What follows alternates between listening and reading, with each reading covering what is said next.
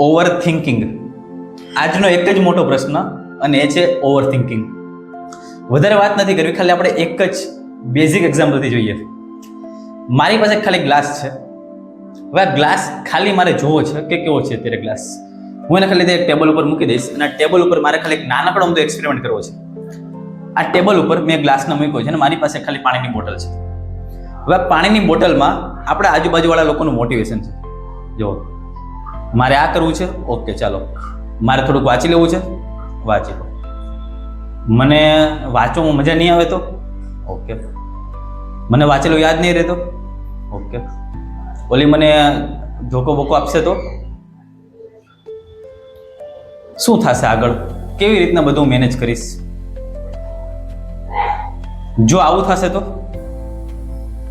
જો એ મને ના પડશે તો, જો મારો બિઝનેસમાં લોસ થશે તો, જો એ મને આવું કરશે તો હું શું કરીશ? જો જો જો જો જો હવે એક સમય તો એવો આવી જાય કે પછી હવે જો તમે જો કરશો તો પછી આની પાસે એક જ ચાન્સ છે, અને એ ચાન્સ એટલે તમે જો આ વ્યક્તિને બહાર આવવું પડશે. ઓવરફ્લો થઈ જાય છે. તમે જો હવે હું જો કહીશ, બસ પતી ગયું. બસ આવું જ કંઈક સમથિંગ આપણે યારે થાય છે. આજે તમે જે ગ્લાસ જોયો છે એ ગ્લાસ બીજું કાંઈ નથી, એ ગ્લાસ આપણું મગજ છે. આ ગ્લાસ આપણું મગજ છે, અને આપણા મગજમાં ખાલી એક જ સવાલ કરીએ છીએ કે જો આવું થશે તો, જો આવું થશે તો, જો આવું થશે તો. પણ ખરેખર રિયાલિટીમાં એવું થતું જ નથી. થાય છે ખાલી એક જ વસ્તુ, આપણું મગજ ઓવરલોડ થઈ જાય છે. એકવાર આપણું મગજ થાકી પણ જાય છે. ખરેખર એની શક્યતા છે જ નહીં કે આવું થશે, આવું થશે, આવું થશે. નથી થવાનું એવું. ઓવર થિંકિંગ અત્યારનો સૌથી મોટો દુશ્મન છે.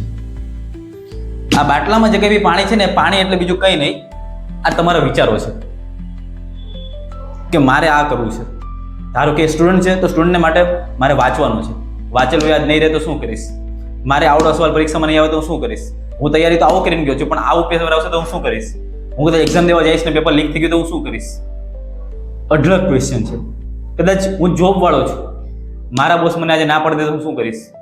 મારા બોસને મારું કામ નહીં ગમે તો હું શું કરીશ? મારા બોસ મારો પગાર કાપી નાખશે તો હું શું કરીશ?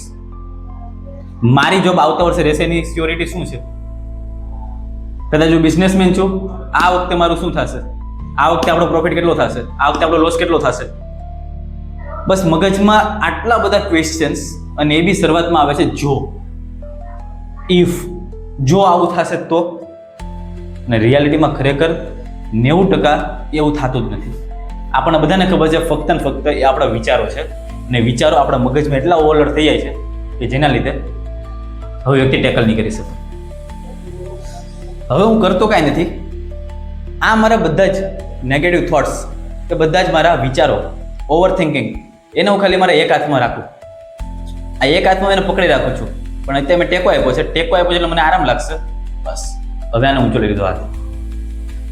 ખાલી 10 મિનિટ હું એને પકડીશ. કેટલા મિનિટ? ખાલી 10 મિનિટ, 20 મિનિટ, 30 મિનિટ, 50 મિનિટ. શું થશે? બસ આ હાથ મને દુખવા મળશે. હાથમાં નકરા વિચારો ભર્યા છે, હાથમાં નકરા નેગેટિવ થોટ્સ છે, હાથમાં નકરો ઓવર થિંકિંગ છે. એના લીધે મારો હાથ ખાલી દુખવા માંડે છે. કદાચ અડધી કલાક હું સહન કરી લઈશ. ચાલો જે થવા હોય થાય, ચેલેન્જ મારી પૂરી થઈ જાય. કલાક રાખું તો, 3 કલાક રાખીશ તો, મારા ભાઈ આને 5 મહિના સુધી એમને રાખીશ તો, 1 વર્ષ સુધી એમને રાખીશ તો, જ્યારે એક જ વસ્તુ થશે, મારો હાથ ક્યાંય રહેવા જેવો નહીં રહે. હોસ્પિટલમાં દાખલ થઈએ એમને, બસ આટલી જ વસ્તુ થશે. પણ એના કરતાં સિમ્પલ સોલ્યુશન એ છે કે આ ગ્લાસને ઘડીક વાર સુધી હું સાઈડમાં મૂકી દઉં તો શું થાય? કંઈ જ નહીં. મારા હાથને રાહત મળશે. અમે ખાલી ગ્લાસને સાઈડમાં મૂકી દીધો, મારી બધી જ પ્રોબ્લેમ સોલ્વ થઈ ગઈ. બસ આ જ વસ્તુ છે. મોટા ભાગના નેગેટિવ વિચારો આપણે ખાલી મગજમાં સ્ટોર કર્યા કરીએ છીએ. નકરું સ્ટોરિંગ, નકરું સ્ટોરિંગ, નકરું સ્ટોરિંગ. જે વિચારો ખરેખર આપણા માટે કામના છે જ નહીં. ફક્ત ને ફક્ત ઓવર થિંકિંગ છે. કરીએ છીએ શું આપણે? ખાલી બસ એને હાથમાં સ્ટોર કરીએ છીએ, મગજમાં સ્ટોર કરીએ છીએ. બટ સિમ્પલ સોલ્યુશન તો એ છે ખાલી એ વિચારોને ઘડીક વાર માટે બહાર મૂકી દો યાર. બાકી પરિસ્થિતિ એટલી બધી ખરાબ થઈ જશે ને તો ક્યારેક આ ગ્લાસ મારા હાથમાંથી પડી જાય અને ગ્લાસ તૂટી જાય. બસ આ જ મારું મગજ છે. આ મગજમાં નેગેટિવ થોટ્સ છે. નકરું વિચારો તમે મગજમાં ભર્યા કરશો ને, મગજ તમારો એકવાર હારી જશે અને ખરાબ વિચારો તરફ આપણને 100% લઈ જશે. બટ ઓવર થિંકિંગને કાઢવું તો છે જ. અને કાઢવા માટે યાર કોઈ પણ એક પ્રકારની ટ્રીક નથી, કોઈ પણ જાદુ નથી કે ઓવર થિંકિંગ રાતોરાત નીકળી જાય.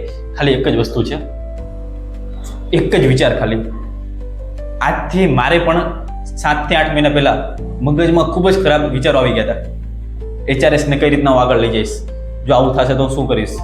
ટીચિંગ લાઈનમાં મારે સવારથી આટલું બધું લેક્ચર લેવાના છે 12 કલાકના, 7 થી રાતના 8 વાગ્યા સુધી મારે કોન્સ્ટન્ટ લેક્ચર, પછી ઓનલાઈન બધા લેક્ચર શૂટ કરવાના. નહીં થાય તો લોકોને પ્રોમિસ કરી દીધું છે કે આટલા લેક્ચર આવશે, નહીં આવે તો શું થશે. મગજમાં એકદમ ખાલી ફ્રસ્ટ્રેશન થાય, ફક્ત ને ફક્ત મગજનો દુખાવો થાય. પણ પછી યાર એક જ વિચાર કર્યો કે આટલું બધું ટેન્શન મેં લીધું, થયું શું? કંઈ નહીં, ટાઈમ પાસ થયો. અત્યારે બી હું યાદ કરું તો ખાલી ટાઈમ પાસ જ થયો હતો. ત્યારે ખાલી ને ખાલી વિચારો કર્યા મેં કે આ લેક્ચર ટાઈમે શૂટ નહીં થાય તો, ટાઈમ એડિટ નહીં થાય તો, આટલો બધો ટાઈમ નથી, શું કરીશ? લોકોને પ્રોમિસ કરી, લોકો મારા વિશે શું વિચારશે, એ મને શું કહેતો હશે, એને કદાચ નહીં ગમે તો. બસ આટલા બધા વિચારોમાં જેટલું કામ મારે કરવાનું હતું ને એટલું બી કામ હું ના કરી શક્યો. એની બદલે મેં સિમ્પલ એક વસ્તુ કરી હોત કે ખાલી એફર્ટ્સ નાના લગાડ્યા હોત. ભાઈ રાતોરાત કોઈ દિવસ ચેન્જીસ ના આવે, ખાલી નાના એફર્ટ્સ જો રોજ લગાવીએ ને એક દિવસ તો ચેન્જીસ આવે છે. કરવાનું કાંઈ નથી યાર, એક સિમ્પલ ખાલી એક પેજ લો અને પેજમાં ખાલી 3 વસ્તુ આજે ક્લિયર કરો. તમારી કિંમત શું છે, તમારી કિંમત શું છે, કે ખરેખર તમે કોણ છો. તમે કોઈ બી વોટેવર હોઈ શકો, પણ તમે કોણ છો, તમારી કિંમત તમે જાતે પહેલા નક્કી કરો. તમે લોકો યાર દરેક લોકો માટે નથી બન્યા. 1% લોકો જ આ વાત સમજી શકશે. ખાલી આપણે લોકો દરેક લોકો માટે નથી બન્યા. પહેલા આપણી કિંમત ચેક કરો યાર. Second thing and most important, અત્યારે જે મારા પ્રોબ્લેમ્સ છે ખરેખર એ પ્રોબ્લેમ્સ આજથી 1 મહિના પછી કે 1 વર્ષ પછી ખરેખર એટલા જ મારા માયને લાગશે? એ પ્રોબ્લેમ્સ એટલા જ મને ત્યારે બી નડશે? ના. 90% પ્રોબ્લેમ્સ કે જે તમને અત્યારે લાગે છે, 1 મહિના પછી પ્રોબ્લેમ તમે જોશો ને તમને દાંત આવશે યાર, લિટરલી. કે યાર આટલી નાની વાતમાં આટલો બધો હું હેરાન થતો હતો, આટલું બધું મગજમાં દુખાવો લેતો હતો. હા, આ વાતમાં કંઈ છે જ નહીં. લિટરલી આવું જ તમને લાગશે 1 મહિના પછી જ્યારે પ્રોબ્લેમ તમે જોશો ને ત્યારે. તો બસ એ પહેલાં નક્કી કરો. અને ત્રીજી વસ્તુ, નાના ચેન્જીસ. કોઈ પણ વ્યક્તિને સક્સેસફુલ થવું હોય કે કોઈ પણ વ્યક્તિને પોતાની આખી લાઈફ ચેન્જ કરવી હોય, રાતોરાત કોઈ દિવસ ચેન્જ નથી થતી. નાના સ્ટેપ લેવા પડે છે.